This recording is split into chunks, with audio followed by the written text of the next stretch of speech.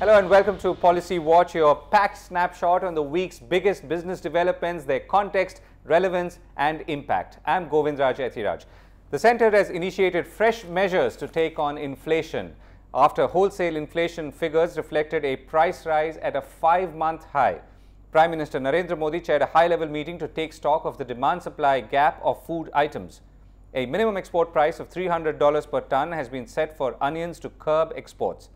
The government has allowed farmers to directly sell their produce in markets in Delhi and has asked states to delist fruits and vegetables from the Agriculture Market Produce Committee list or APMC list.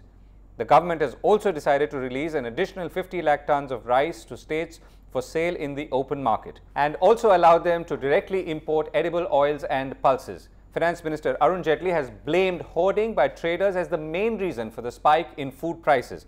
He's asked the states to take strong action against hoarders and black marketeers. Well, joining me now in the studio are Ajit Ranade, Chief Economist at the Aditya Birla Group, and Gaurav Kapur, Chief Economist at the Royal Bank of Scotland in India. Gentlemen, thank you very much for joining us. So, Ajit, let me begin with you. This is in some ways unprecedented. We didn't expect food prices to start rising suddenly. Plus, we have the double whammy potential of a El Nino effect and monsoons, and therefore all the problems that could create. So, what are we staring at? Well, food inflation has been with us for quite some time. It might have gone up and is at a 5 or 6 month high now. Yes. But if you look back on the last 2 or 3 years, it has been actually high. Yeah. In fact, 11.5% in the last 3 years. That's overall food inflation. Yeah. If you look at sub-components like say pulses or eggs and milk, it's much higher. And even now, if you look at the non-protein, what the Reserve Bank of India called the protein problem, protein inflation, but even cereal inflation, I believe, is at around 13%, which is wheat and rice. So food inflation has been a really hard problem, and it's been around for the last 2 or 3 years, and we have not had a very significant dent on it. In fact, conventionally, we should see single digit, if not below 5%. But we've had it consistently about 10%, and in some cases even higher, 15%. Okay, Gaurav, so what's kicking it now? Why are we suddenly talking about it and getting worried about it, of course? Worried because food inflation, in fact, not only 3 years, I think it's been high in the double digits for close to 5 years now. And it's led to generalized inflation, has pushed the RBI to raise rates. So as a result, it's causing all kinds of price spirals across the economy. Food essentially is the base of everything. And give me an example. It's leading into high inflation expectations. So household inflation expectations, if you see, they have been at elevated levels for a very long period of time, and food clearly contributes to that to a large degree. I mean, on average, I think almost half, as per the last NSSO survey, almost half of consumption basket of an average Indian household goes towards food. So that in a way gives you the importance. I mean, the recent spike is, of course, because I think there's been some spike in the cereal prices. But in the past, what has really happened is that there are two elements to it. One side is, of course, the cereal side, and the other is the protein side. Now, protein is more a function of increasing incomes, and as a result, sharp increase in demand, but the supply response is not being in accordance to the increase in demand. So it's, as Dr. Ranade pointed out, it's a problem which has kind of persisted and has become particularly difficult to tackle. Right. Okay. So it's a historic problem. We are living with legacy. If you're asking what is it that is spiking it now, so as I said, the recent spike just says that it has gone up to a 5-month, 6-month high. But the general pattern is much older. So let's not be surprised at the recent spike. Of course, ultimately inflation is about an interplay of supply and demand. So it's supply somewhere not able to keep pace and stagnating perhaps. But please understand that this inflation problem is much longer term. Okay, it's been and that obviously leads to discontent amongst the citizenry and so on. So now the government has announced several steps to tackle this, right? So there are some which are aimed at curbing exports, and there are some aimed at increasing the supply. How are you looking at both these steps, and which would you place greater emphasis on? First of all, I would like to also mention that I think the electoral verdict, the unprecedented verdict that we had, was partly a consequence of dissatisfaction with inflation. I mean, there may be many factors, and this is not the time to discuss and analyze that. So it is a very serious problem, and it affects everybody. Now, what are we going to do about it? There are short-term measures and there are long-term measures. The short-term is like to go at it with a war footing. And in a conventional economic jargon sense, you have to attack it with monetary policy and fiscal policy and perhaps administrative measures. What does monetary policy mean? You tighten money. Ultimately, inflation is because there's too much money chasing too few goods. It's the classical definition. But there's also fiscal policy. That is, if the government is expansionary, is spending too much, not getting enough for its spending, not productive spending. So you got to do both of these. The longer term thing, so the short term, there are many measures. I mean, like you said, if we are, on one hand, you have high cereal inflation, but India is also the biggest exporter of rice in the world. And we are now thinking of liberalizing not just basmati rice export, but non-basmati as well. This is not consistent. How can you be exporting rice when you have, so that's an example, you have to have some export crops. Secondly, import duty on many food items is very high.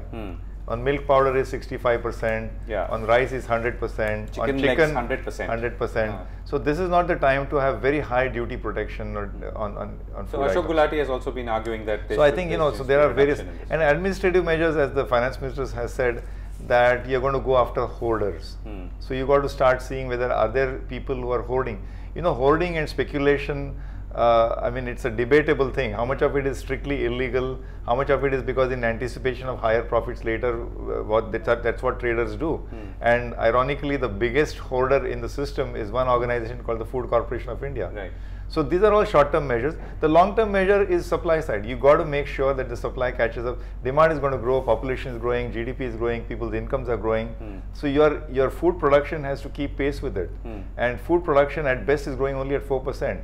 People's incomes are growing at 5-6%. But there is no supply side creation problem. There's only a supply side supply problem, isn't it? In the sense that we need higher productivity. See, our farm yields, average no, farm what yield. I mean is the grains are sitting there. It's not like there are no grains and therefore they cannot be. That is the short, exactly. Yeah. So the short term, as you said, the government go downs have something like 62 million tons of cereal grains sitting there. We need to unload them in almost like a distress sale, and so that will put a bearish downward pressure on prices, and that will of course mean that the FCI will have to book a loss in its balance sheet, but that is the price to pay to fight this problem. Okay. Gaurav, how would you see some of these measures? And let's talk about the external side. For instance, holding back onion exports, raising the minimum export price from $150 to $300. Does this help? Well, these are all short-term measures. They are in response to, essentially what you need to do is when expectations build up of prices going up, and which is already happening with, I think it's almost with deficient monsoon expected, and with, I think till now the shortfall is actually 45% of the long-term average till now. But it's early days. So it's clearly early days. So expectations are building up of prices going up. So you need to attack those expectations right upfront. So I think these measures would, to the extent, to whatever limited extent they would affect, because inflation, as I was saying earlier, food inflation is not only cereals anymore. Right. It's much wider. And so while we have excess capacity of rice and wheat sitting in the godowns of FCI, it's the demand for protein-rich, high-value products like fruits and vegetables. In fact, vegetables last year were the ones where you saw notorious sharp jumps in the CPI inflation.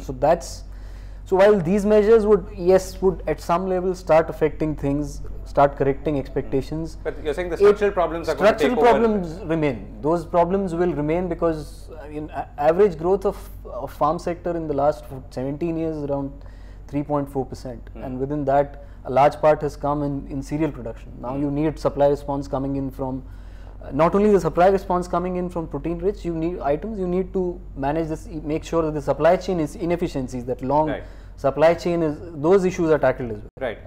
Ajit, I'm going to come to the longer term structural issues because we need to come back to that, I guess. But let me ask you another short term question. You talked about monetary policy. Why is that an issue, or why is that a tool that has to be used in a context where clearly we seem to be faced with problems that have nothing to do with monetary policy? No, there is a monetary policy connection. I mean, I know that people like to think that food inflation cannot be tackled by increasing interest rates. You see, if you look at the supply chain, the stuff gets produced on the farm and reaches the customer, let's say in the city, but there are multiple stages. And at each stage, there are storages, there are traders, there are godowns, there are depots. So the stuff which is produced is at each stage getting stored or locked up. And more, if money is cheap, the amount that is locked up is, think of it as working capital. So money is locked into those things. Now if you make money dear, that is if you make money expensive, which means if you increase interest rates, there is more incentive to liquidate those stocks in the supply chain. But have we seen the linkage in the past, for instance, between, let's say, raising interest rates and the ability of, let's say, the people in the intermediate stage of the supply chain? No, but certainly if there is an element of decision between storing versus liquidating stocks, that certainly is a pressure point. But you're saying that can be triggered by interest rates? That is one example. Trigger, okay. The other example is where interest sensitive sectors, they had been attracting, this is something that Governor Rajan also I think mentioned, that a large amount of rural labor force was going into activities like construction and real estate and so on. And now if you make it the case through interest rate policy, it's somewhat indirect, to return the labor force to agriculture, because agriculture was a net loser of labor force. At this stage perhaps we need to have labor coming back into agriculture. So that was the other indirect way. That's a bigger conundrum, isn't it? I mean, if you're arguing for productivity improvement. Yes.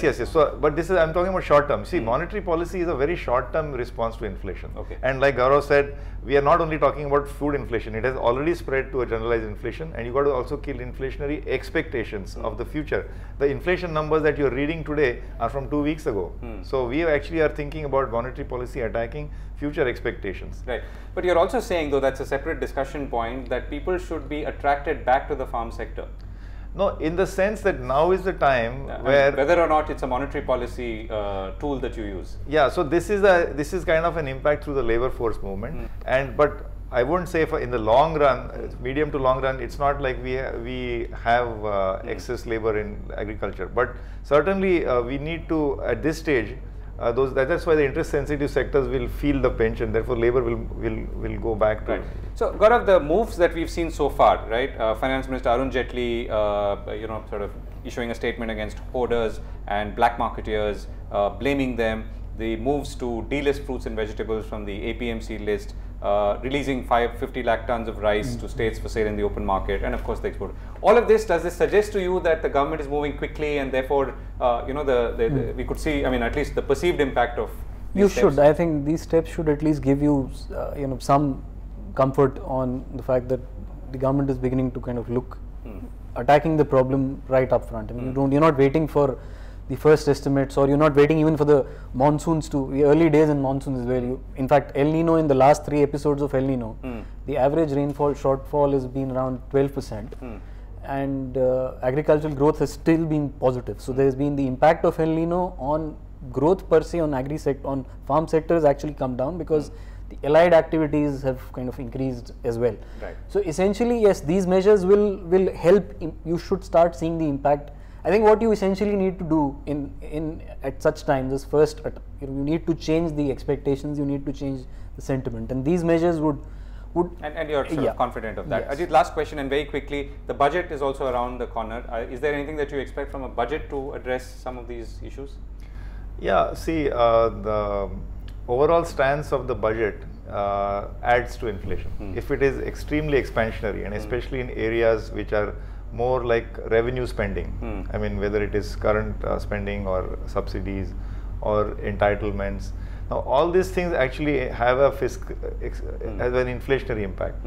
So we will be watching to see what is the stance of the budget, overall budget. If and it is the Prime Minister has said that he's talking about tightening and be prepared for tightening. I mean, tightening is required not only for inflation but also for fiscal consolidation. Correct. In fact, if I may add to what Dr. Ranade is saying, essentially the direct impact on food inflation is through the increase in MSPs, and there's been a sharp increase in MSPs since 2008, somewhat in line with global food prices.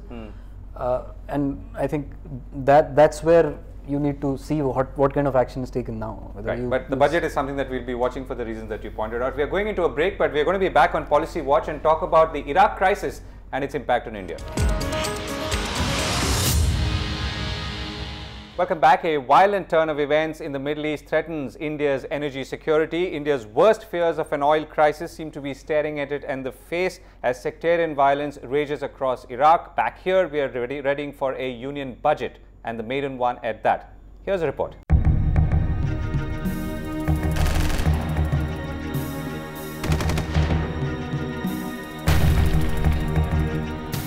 Key cities in Iraq have already fallen to jihadist militia. A severe blow came with ISIS militants attacking and shutting down the country's biggest oil refinery, Baiji, just north of Baghdad. As the US, Iran and other Western powers take measures to try and prevent disintegration of the country, India has its own battles to fight too. Rescuing Indians trapped in Iraq and maintaining energy supplies are the biggest challenges ahead. The government of India is deeply concerned with the deteriorating security situation in Iraq, resulting from recent attacks and taking over of some cities, including of Mosul and Tikrit by terrorist outfits. These pose a direct threat to the security and territorial integrity of Iraq. India strongly condemns such attacks. After Saudi Arabia, Iraq is the second biggest source of crude oil for India. India is a net importer of crude and meets more than 80% of its requirement from external sources. After China, India is the biggest buyer of Basra light crude in Asia. India imported nearly 600,000 barrels of Basra light crude per day during April to May this year. I think the issue on Iraq is still, it's an area of uncertainty. As we know, the oil resources are in the south, still not directly affected by the fighting, but it is an issue that we are watching. And of course, all should be concerned at the fighting in the area. Fiscal deficit estimates for 2014-15 were 4.1% on the assumption that global crude prices would hover around $105 per barrel. But crude prices already above $110 a barrel and fears of India's crude import bill inflating $3 to $4 billion could upset the government's economic reforms plans and add to concerns from a weak monsoon and rising food prices. Krishnanand Tripathi for Rajya Sabha Television. Welcome back. Still with me, Ajit, Ranade, Chief Economist at the Aditya Birla Group, Gaurav Kapur, a Senior Economist at the Royal Bank of Scotland. So, Ajit, let me begin with you. There are two parts to this whole Iraq crisis issue. So, one is the impact on oil, and we're not talking about geopolitical right now, the impact on oil prices and the impact that might have on India. The larger question is this the X factor that was unexpected, which is really the whole external factor which we may have assumed would work in our favor to help the economy grow and so on. But we'll come to that later. Let's talk about oil first. Yeah, you see, Iraq is, I guess, number 4 or number 6 producer in the world. But in the, I think in the OPEC, its importance is bigger. It produces something like 4 million barrels a day, something like 3.5. So it's not it's a significant contributor. And so any disruption, this problem is currently in the northwest. So, and the bulk of their production, 3/4 of the Iraqi oil production comes from the southeast. But the very fact that there are concerns that it may come closer to Baghdad, and the world community is not very sure whether intervention or no intervention. Because of that, all this uncertainty, the Brent prices have already gone up to a level which is, I think, closer now to the August 2013. August, if you remember, last year was the Syrian problem. So our oil prices are already closing in on that something like $118, $120, and therefore this was not something that we had forecasted. I mean, we did think about the global economy as not still strong enough, so therefore export prospects of India, but we certainly didn't think there's a huge spike in international oil prices. If anything, because of global slowdown conditions, you would have expected oil prices to actually come down. This is exactly the opposite. Okay, that's a good point. And Gaurav, how are you seeing this impact of oil and currency and so on the economy and markets, particularly in the short term? In the short term, at the moment, there is, I think, enough momentum generated by the strong mandate and the fact that Fed is only gradually moving. In fact, in the meeting recently, they've kind of sounded somewhat dovish. So the markets, but yes, markets are beginning to take note of the fact that this, considering that you started the year assuming that oil prices at best would be flat, and this is now an emerging risk. So markets are a bit nervous about this, and there's been the last couple of days there's been a correction on account of that, both in the equity markets and the rupee. And what's the downstream impact that you see of higher oil prices on the fisc, on see, essentially on the fisc, actually on the biggest component is from the diesel subsidy, and that's where the under recoveries are only about 1 rupee 80 paisa now. So it clearly would increase the pressure on the fisc from the subsidy side. Inflation, fuel inflation can pick up on top of the problems about food inflation, and in that, on top of generally slow activity in the manufacturing sector, can slow things down even more. So that's something. So this is something the markets are still trying to process, because this is an evolving situation. It's but clearly oil prices have jumped. But the good thing is that we are to the extent we've seen oil prices being corrected gradually, diesel prices in particular, we've seen the correction at least on the fiscal side. Okay. On the inflation front, I think RBI did factor in some degree of fuel price increases over the year, but then this may actually be sharper than. Right. So you're saying the markets are still trying to process this, because obviously as we speak, it's a negative news. Yeah. And that's something which is tempering the optimism generally around India after the elections. After the elections. Okay. So Ajit, now let's look at the larger picture, right? Amongst the 3 or 4 components of what would have made this economy grow faster, the external sector was clearly one of them, right? And at least clearly that helped in the past. How do you look at the importance of the external sector and the whole Iraq crisis vis-a-vis our own situation and where we were wanting to go? Yeah, you see, as far as growth drivers are concerned, so exports are still, our global share is about 1.3% goods export. Even though, as I said, the global economy is not growing as strongly as we would like it to be, but 1.3% versus China of something like 11% is very low. So it's eminently possible, even in this scenario, to double our global share, and which is a huge boost for exports. But this external development is now affecting us in 2 different ways. One is that the exchange rate will be under some pressure. So suddenly we are looking at the rupee, which may be at 60 going to 61, 62, and remember that even 1 or 2 rupee change directly impacts us in many ways. For example, domestic subsidies will have to go up, because 75% of our oil is imported. So our trade deficit goes up, our subsidy bill goes up, like Gaurav said, and of course the inflation will. So these are all macroeconomic factors. So therefore now to rethink that, I think there was some export optimism in the sense that we have a new commerce minister, we are looking at, but now we'll have to perhaps look at domestic drivers much more, and it's things like domestic infrastructure, public spending again, because once we are at the downside of the cycle, the only way to come back is not only to enable private investment, but have a huge push for public investment. But this thing is going to be, I think, something to worry about. And it's also going to draw a lot of people's attention away from a lot of other things. I mean, I'm talking about the Western world, and they're, going to obviously focus on Iraq and Iran. And that's true. I mean, the external investors, if they were supposed to be rushing into India, now this so-called risk aversion, suddenly, the investors can get jittery. So the flight of that money goes back to safe things like government bonds, US government bonds. So to that extent, some nervousness is possible. I'm not, that is a much longer term phenomenon of FDI into India, increased FDI. And as far as the stock market is concerned, that is somewhat, it recovers very quickly. But it's more about basic macroeconomics in India. The trade deficit, inflation numbers, the oil subsidy, the fiscal deficit. Right. So Gaurav, and I'm going to come back to you for the last word on this, Ajit. So how do we, in some sense, gear up for a situation like this, which is to some extent predictable and maybe a whole bunch of unpredictables thrown in? Well, I think RBI very rightly has been building up reserves, so that helps at least, to the extent, it helps counter the pressure on the rupee, which to some degree reduces the impact of imported inflation onto the generalized inflation. Other than that, I think fuel subsidies, as I said earlier, the process of raising diesel prices, if indeed there is a sharp jump and as a result you need to continue passing it on, I think that needs to be done as well.